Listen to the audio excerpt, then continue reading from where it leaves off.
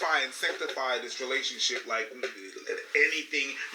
Doesn't matter what happens. But it's your mom. To me, that's not an argument. It's not. Yeah, it's but not a solid your mom, one. But it's your dad. No, forget them.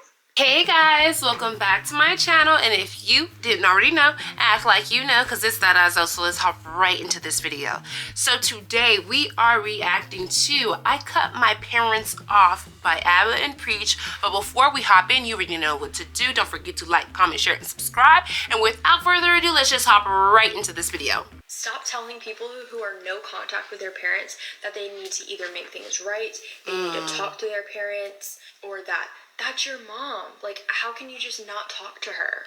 I had someone on my live yesterday say that my mom is not guaranteed tomorrow, and that should give me the reason that I need to talk to her. Y'all only know the 2 stories that I've told y'all. I have 26 years worth of things that have happened.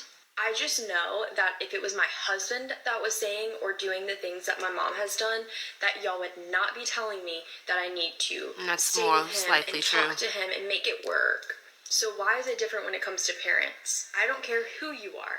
I have boundaries. I'm not going to let people treat me just whichever way they want to treat me. Also, keep in mind that me being no contact with my mom was not an easy decision for me. It was not something I wanted to do or that I took lightly. And I'm still not happy about it. I don't want to have this sort of relationship. I don't want to be doing this. But I'm also putting myself first and doing what I feel is best. Yeah. People say stuff like that, but at the same time, people also see, like, a child who's being neglected or whatever, and they'll be like, oh, this person isn't a parent, they're just somebody who has kids, right? So on one hand, people will quickly watch negative things that parents do to their children and be like, you're not a real parent. On the other, they'll say, oh, people should never turn their backs. It's like, those 2 things, how they coexist in this world, I don't know. It's crazy. It is. Who are fucking deadbeat losers, who beat their children, who do everything they can to possibly put their children down. Absolutely. And I also know some kids who will never let go of their parents despite that. Even though their parents are the source of 99% of their stress and struggles in life, well into their 30s, they will hold on to their parent because of that very sentiment. Now, it's not my place to tell those kids what to do. I do think it's interesting that these kids are willing to suffer 20 years of misfortune at the hands of their parents' choices to make them miserable. That, to me, I will never understand. But they are entitled to that choice. And they are. Those very same people, if they said for the next 20 years, I will no longer talk to my parents until they start changing their behavior, I would support them. Absolutely. You should be able to you should be free to do whatever you want. Whatever you want with your parents' relationship. No one on the outside should be telling you how to manage things. Absolutely. My experience is that relationships can go 1 of 3 ways. It could be the parents are really terrible. It could be the kids are really terrible, or it could be a mixture of both. Incompatibility. And when you have these kinds of dynamics, everyone is going to react to them very differently. I don't think there's a one-size-fits-all. But a lot of times people come from cultures where parents are revered as the end-all, be-all. I know some people who will literally have their parents decide who they're going to marry. I know some people who have their parents literally babying them until they're in their 40s. And I have some people whose parents just literally, anything they say goes. And the spouse comes 2nd, 3rd, 4th, or 5th. It could not be me. Everyone's going to be different. That's a difficult dynamic. Your cultural references and then come to everybody else and expect them to abide by that. In my opinion, I think a parent-child relationship is sacred, yes, but it doesn't mean it's immune from criticism and accountability. I love my mom, and I have her in my life not because she has to be there, but because we both choose to be in our lives. And that's way healthier for us both. Why? Because it makes us accountable to each other for our own behavior. My mom did a lot of terrible things throughout my life. She just did. But I can also concede that I did a lot of insensitive, terrible things. And as I've learned and forgiven her for that, she's learned to forgive me for that as we both changed our behavior. That, to me, even with my mom, who's incredibly traditional and comes from a country where that kind of thinking is crazy, to see that kind of growth is beautiful. But that's not there unless people are being held accountable. Okay? But if my mom would have never changed, I would have cut her out of my life. Honestly, this is like the topic of, are your parents above accountability and responsibility? And the answer is no. It's always going to be no, because they made a choice to bring you and I and all these other people into this world, right? And they are responsible for shaping our young minds from day 1, from day 0. You know, from the day we come out, from the very first minute, they are the very first place that we know where at least we get the sense of what love and nurturing is supposed to be. Nurturing, sorry. And we are molded from that very, very minute. How we are supposed to at least interact with people on a day-to-day basis. We learn how to either share or not share based on how our parents raise us. It's a lot of responsibility, and it shouldn't be taken lightly at all. And parents, just like any type of relationship, if they are neglecting you, if they are harming you, if they are the cause of all of your pains and sorrows, then you do have to make that choice to either cut them off until they grow or work it out. But if there is no change, I personally do not blame anybody for, you know, finally cutting off their parents or cutting off that friend or cutting off that other family member, because they aren't doing anything to change and they don't care, you know what I mean? And by not changing is to show that you do not care. Especially, it's like a slap in the face, really. It really, really, truly is. And it sucks. But for your own health, for your own growth, for your own benefit, for your own stress levels, I understand to cut them off. Easy. And I can say that because I've cut other people out of my life. I've cut people out too. That they were hurting other people. And would I regret that? Absolutely not. It would be sad because I want these people in my life.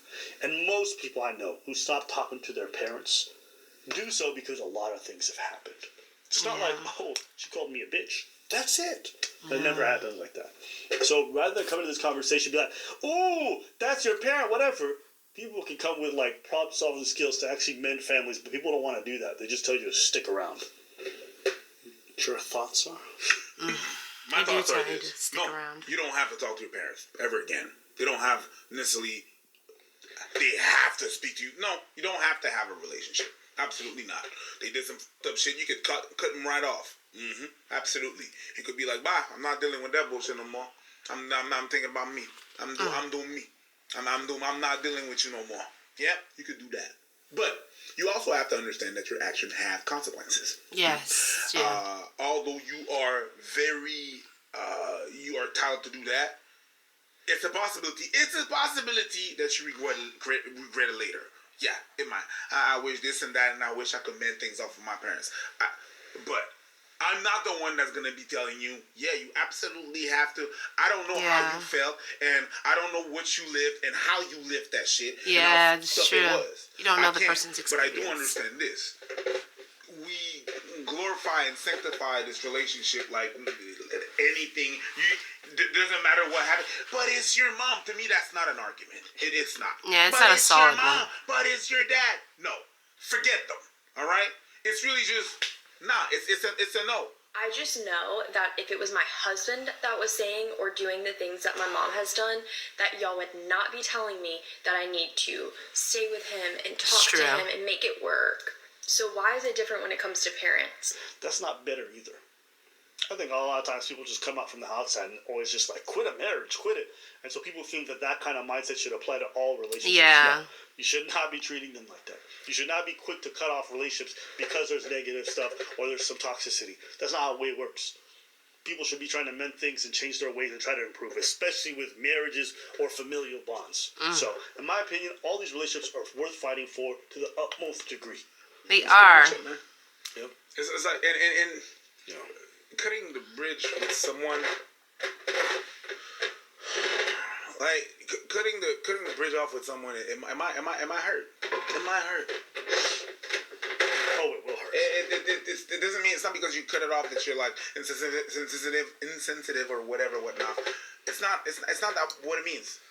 It just, hey, I have to choose me. I want it, whether it's your mom, your dad, your relatives, your friends, your people in your life. Sometimes you need to cut it off. It's the same thing with a job, with a toxic environment.